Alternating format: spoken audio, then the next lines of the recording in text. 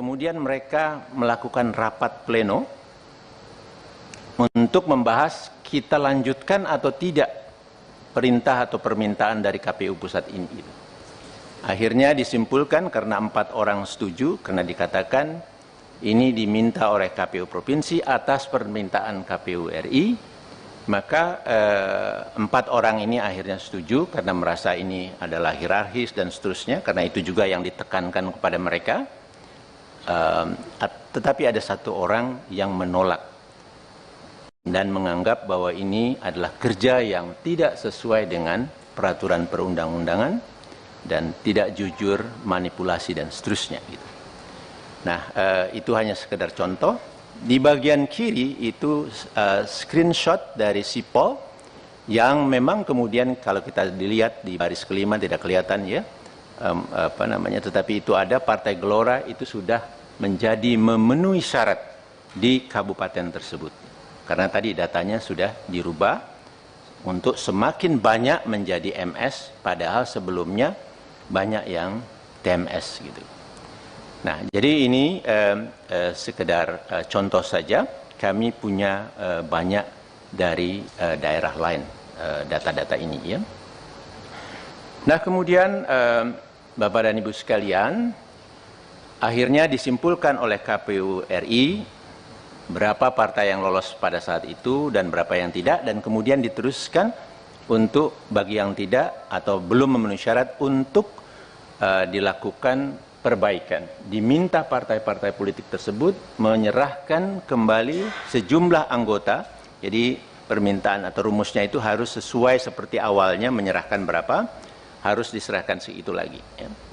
Tetapi kemudian kami juga menemukan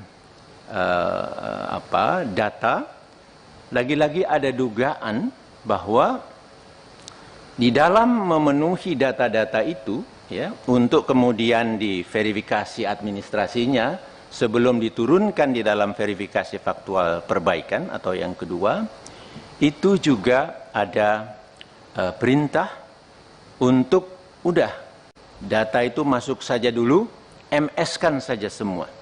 Padahal saya mendapat banyak info, data-data yang dimasukkan oleh partai-partai politik ini itu mohon maaf sembarangan aja datanya. Data yang sudah tidak memenuhi syarat semula dimasukkan lagi dan seterusnya. Jadi mungkin Bapak Ibu sudah pernah mendengar rekaman juga yang keluar di salah satu media televisi. Assalamualaikum warahmatullahi wabarakatuh. Sobat RH sekalian, jumpa lagi kita di channel yang keren ini. Keren cadas ya. Lupa mematikan laptop saya ya. Ya, sahabat daerah sekalian, menarik ya. Ini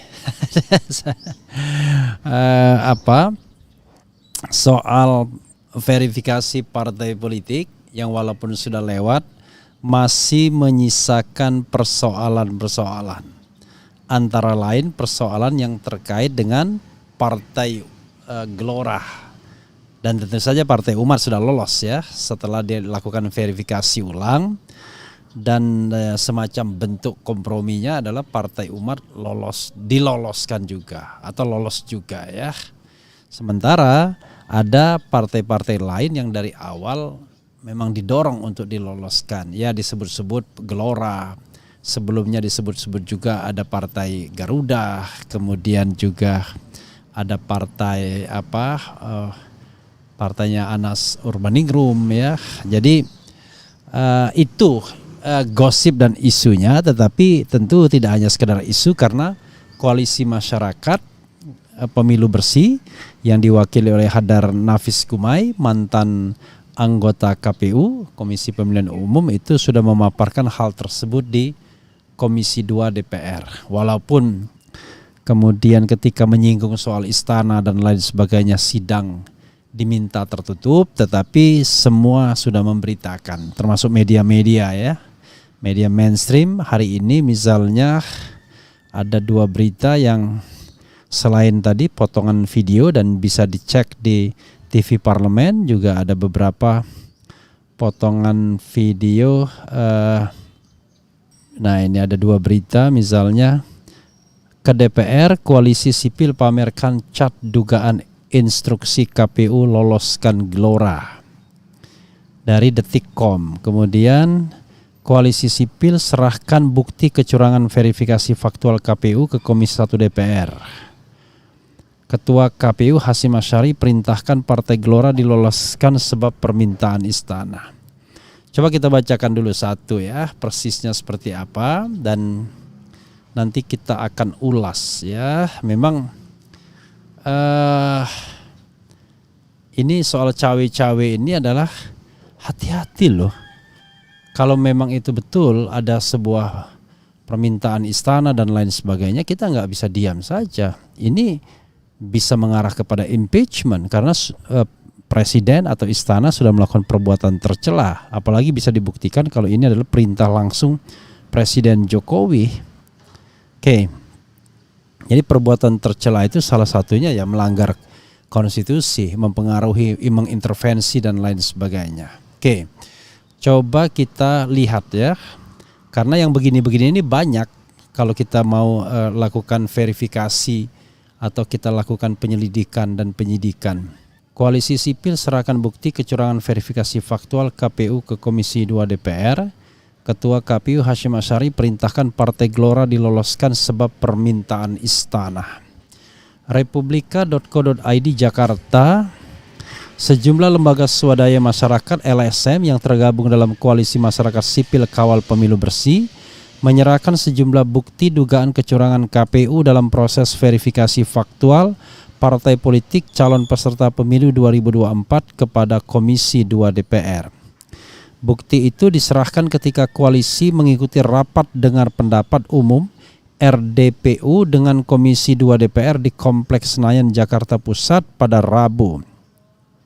Perwakilan koalisi Hadar Nafis Kumai dari Network for Democracy and Electoral Integrity, Negrit, mengatakan pihaknya menyerahkan 4 bukti kepada Komisi 2 DPR. Pertama, bukti KPU mengubah status sebuah partai yang awalnya tidak memenuhi syarat menjadi memenuhi syarat MS sebagai peserta pemilu. Perubahan status itu terjadi dalam sistem informasi partai politik SIPOL dalam berita acara rekapitulasi faktual. Kedua, bukti berupa tangkapan layar percakapan lewat WhatsApp tentang instruksi meloloskan sebuah partai. Percakapan itu diklaim terjadi antara Ketua KPU Hasyim Asyari dan salah seorang anggota KPU provinsi. Di situ menunjukkan Ketua Hasyim mengatakan ada data daerah yang Partai Gelora belum memenuhi syarat. Nah, di daerah ini perlu dibantu. Jadi ada kalimat dari Ketua KPU, mohon dibantu, ujar Hadar kepada wartawan usai RDPU di Senayan Rabu. Ketiga, bukti berupa tangkapan layar yang menampilkan percakapan antar anggota KPU provinsi. Dalam percakapan itu mereka mengaku mendapat instruksi dari komisioner KPU agar mengubah data hasil verifikasi demi meloloskan Partai Gelora. Mereka diminta melaksanakan instruksi tersebut karena permintaan dari istana bahwa itu betul data komunikasi iya. Kata Hadar menegaskan bahwa datanya benar. Keempat, bukti berupa sebuah rekaman aula kantor KPU Sulawesi Utara Sulut. Dalam video itu disebut ada instruksi dari Sekretaris KPU Sulut kepada anak buahnya untuk mengubah data hasil verifikasi partai. Hadar menjelaskan pihaknya menyampaikan dugaan kecurangan KPU beserta bukti-buktinya itu bertujuan untuk mendesak Komisi 2 DPR bergerak. Sesuai Undang-Undang Pemilu, kata dia, DPR bisa merekomendasikan pemberhentian terhadap anggota KPU RI yang terbukti terlibat dalam dugaan kecurangan ini. Kami tidak sama sekali bermaksud untuk melakukan penundaan pemilu, justru kami ingin memastikan penyelenggaraan pemilu tepat waktu tetapi dengan kualitas yang baik, ujar Hadar yang juga mantan komisioner KPU. Ya, sahabat sekalian, itu ya, kalau versi Detik coba kita baca ya. Ke DPR, Koalisi Sipil pamerkan cat dugaan instruksi KPU loloskan Gelora. Jakarta, perwakilan Koalisi Masyarakat Sipil Kawal Pemilu Bersih Hadar Nafis Kumai membeberkan sejumlah bukti adanya kecurangan dari KPU Pusat terkait tahapan penyelenggaraan verifikasi pendaftaran partai politik 2024. Salah satunya meloloskan Partai Gelora. Coba nanti lihat lagi ya interview saya dengan Hadar Nafis Kumai ya. Hal itu diungkapkan Hadar Nafis saat rapat dengar pendapat umum RDPU di Komisi 1 DPR Rabu. Hadar membeberkan dugaan instruksi KPU RI ke KPUD untuk meloloskan Partai Gelora. Secara lebih khusus lagi dengan dugaan pelanggaran ini adalah pada tahapan atau subtahapan, yaitu pada bagian verifikasi faktual, di mana di dalamnya verifikasi awal pertama, kemudian perbaikan administrasi atau dokumen untuk verifikasi faktual, dan selanjutnya verifikasi faktual perbaikan, kata Hadar Rabu. Kami dapatkan adanya dugaan atau instruksi dari KPU Pusat untuk melakukan perubahan data dari hasil Verfak tersebut yang selanjutnya mengakibatkan kesimpulannya menjadi berubah. Jadi data hasil verifikasi faktual itu diubah dan kemudian dilakukan lagi pembuatan berita acara dan lampiran yang memuat hasil Verfak dan dari setiap partai dari setiap kabupaten atau kota, ujarnya. Hadar mengatakan ada yang memerintahkan untuk membantu Partai Gelora untuk lolos. Padahal lanjut dia, proses kesimpulan berita acara yang pertama sudah rampung. Pada sistem di Sipol, karena diperintahkan pada masa itu perintahnya adalah untuk membantu partai politik yaitu Partai Gelora, dan pada saat itu dibutuhkan untuk dilakukan di 24 provinsi, dan di situ ada masing-masing provinsi itu masih berapa kabupaten kota yang harus memenuhi syarat dari partai tersebut selanjutnya. Padahal kesimpulan berita acara yang pertama dan lampiran yang pertama dari setiap kabupaten kota itu sudah selesai, karena mereka lakukan tanggal 5 pagi, kemudian instruksi datang siang untuk meminta mengubah datanya, ujar Hadar. Hadar mengatakan setelah instruksi tersebut pihak terkait sempat melakukan pleno untuk menentukan apakah arahan tersebut akan dilakukan atau tidak. Lantaran diminta langsung oleh KPU RI, maka mereka menyetujui. Karena 4 orang setuju diminta KPU Provinsi atas permintaan KPU RI, maka 4 orang ini akhirnya setuju, tapi ada 1 orang yang menolak dan menganggap ini adalah kerja yang tidak sesuai dengan peraturan perundang-undangan, tidak jujur, manipulatif dan seterusnya, kata Hadar. Luar biasa orang ini, dan dia hanya satu minoritas ya. Hadar lantas menunjukkan beberapa bukti yang ditemukan pihaknya, salah satunya screenshot komunikasi antara KPU RI Hasyim Asyari dan KPU Provinsi. Ini screenshot percakapan adalah bentuk komunikasi. Di bagian atas itu ada KPU RI Hasyim Asyari dengan anggota KPU Provinsi, dan ini secara grup maupun secara orang per orang dilakukan. Ini adalah untuk Partai Gelora tadi sekitar tanggal 5, 6 sekian banyak di 24 provinsi, sekian banyak yang belum MS, tutur Hadar. Kemudian di bagian paling kanan di gambar 5 tertulis mohon dibantu tangkapan layar dari Hasyim. Ini jadi permintaan atau instruksi atau mungkin desakan. Ada yang baca seperti perintah, ungkapnya. Ya, Sobat RH sekalian, itu tadi ya dari Koalisi Masyarakat untuk Pemilu Bersih yang diwakili oleh Hadar Nafis Gumai. Dan Hadar ini memang teman saya ya.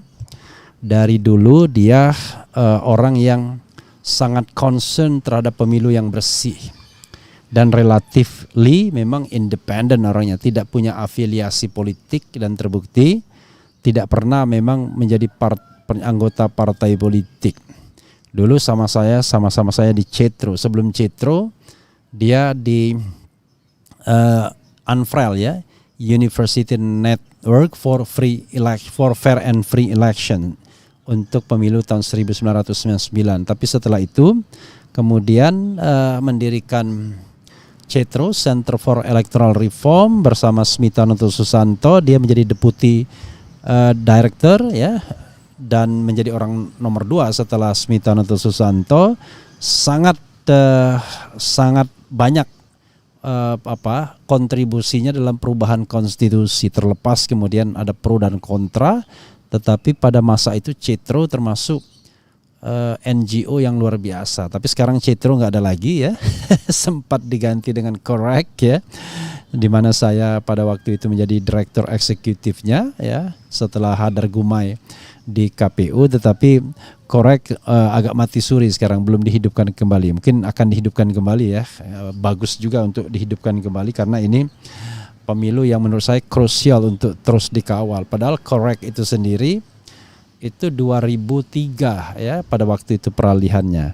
Oke, sobat RH sekalian, it was long time ago ya. Saya tidak terlibat dalam proses berpemilu dalam pengertian menjadi aktivis NGO. Hadar tetap di sana, luar biasa dia.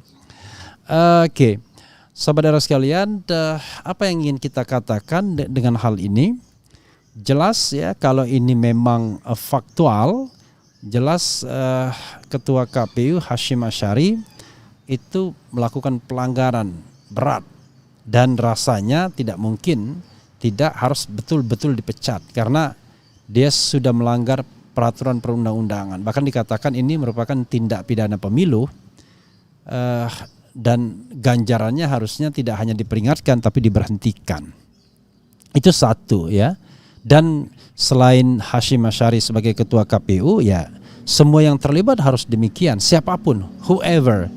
Jadi kalau 7-7-nya terlibat ya 7-7-nya harus diberhentikan. Dan mudah-mudahan proses di DKPP fair, itu satu. Yang kedua, siapa ke pihak istana yang memerintahkan ini, itu juga harus diproses. Kalau memang istana itu bermuara kepada Presiden Jokowi, wah ini subject to impeachment sesungguhnya. Karena Presiden sudah melakukan perbuatan tercela dengan melakukan intervensi. Jadi kita tahu klausul of impeachment itu adalah satu, melakukan pelanggaran hukum berupa pengkhianatan terhadap negara, suap, tindak pidana korupsi, dan tindak pidana berat lainnya atau melakukan perbuatan tercela. Dan atau tidak lagi memenuhi syarat sebagai presiden dan wakil presiden. Jadi item melakukan perbuatan tercela itu bisa masuk. Karena perbuatan tercela tidak didefinisikan exactly. Ya. Hanya seperti dan lain sebagainya. Karena itu yang namanya mengintervensi KPU untuk meloloskan partai tertentu dengan cara melanggar undang-undang, mengubah fakta dari tidak TMS menjadi MS, itu adalah perbuatan tercela yang tidak pantas dilakukan oleh istana atau seorang presiden seandainya perintah itu dari presiden secara langsung dan bisa dibuktikan. Karena kalau seandainya itu tidak langsung dari presiden tapi dari pembantu presiden, maka pembantu presiden tersebut ya harus diverifikasi juga, harus diinvestigasi juga. Masalahnya adalah siapa pihak yang mau menginvestigasi ini? Ya DPR lah. Sebagai pengawas, DPR harus peka soal ini. Bikin panitia angket kayak apa ya. Jangan kemudian hal-hal seperti ini lolos begitu saja. Selain itu DPD harus bersuara. Ya, DPD harus bersuara. Jangan sampai DPD pun keep silent. Justru DPD has a different direction, ya kan, about the election. Jadi harus betul-betul dibuka soal ini agar jangan sampai kelakuan-kelakuan seperti ini mempengaruhi proses berpemilu di 2024 ke depan. Itu soalnya ya, sobat era sekalian. Dan ini bukan isapan jempol karena koalisi masyarakat membawa bukti. Salah satunya adalah bukti screenshot percakapan. Dan ini mudah sekali dibuktikan dengan datang ke provider asal providernya independen. Kalau providernya kemudian diperintahkan istana juga berat ya. Jadi itu sobat era sekalian soalnya ya, menegakkan hukum itu memang ngeri-ngeri sedap terutama dengan orang yang berkuasa atau berpengaruh. Tapi kalau kita menjalankan prinsip equality before the law dan kita betul-betul memegang prinsip negara hukum, memegang prinsip pemilu yang jujur dan adil, yang demokratis, maka siapapun yang melakukan pelanggaran harus diproses. Oke, itu bagian lain. Nah, bagian berikutnya bagaimana dengan status Partai Gelora yang dalam tanda kutip disebut-sebut, ya kan? Dan partai lainnya ya, ada yang menyebut Partai Garuda, ada partainya Anas, saya lupa partai apa ya, Kedaulatan Nusantara PKN apa kalau tidak salah, yang juga konon disebut-sebut diminta untuk diloloskan. Ya harus dilakukan hal yang sama, yaitu verifikasi ulang. Dengan siapa? Ya dengan putusan Bawaslu harusnya. Diverifikasi ulang, dipastikan apakah memang betul-betul memenuhi syarat atau tidak. Atau dicek kembali apakah memang ada perubahan yang terjadi setelah tidak lolos menjadi lolos. Jadi kalau memang bisa dibuktikan, ya harusnya dibatalkan kepesertaannya. Harusnya begitu kalau kita bicara menegakkan hukum ya, walaupun Fahri Hamzah teman saya, walaupun saya tidak ada masalah apa-apa. Jadi persoalannya adalah menegakkan hukum. Kadang-kadang menegakkan hukum itu pahit, bisa mengena oleh kelompok ke teman sendiri, kelompok sendiri, grup sendiri, ya. Kemudian mungkin partai sendiri dan lain sebagainya dan lain sebagainya. Tapi yang benar katakan benar, yang salah katakan salah dari kacamata hukum. Ya, whoever, siapapun. Oke, makanya Rasulullah mengatakan Fatimah sekalipun kalau dia mencuri saya potong tangannya, bayangkan. Itu saja sobat semuanya, dan jangan lupa ya dengan polo shirt yang saya pakai ini keren jadas, juga t-shirt, polo shirt dan juga jaket, rompi, hoodie ya, dan produk-produk keren cadas lainnya. Wassalamualaikum warahmatullahi wabarakatuh. Ciao.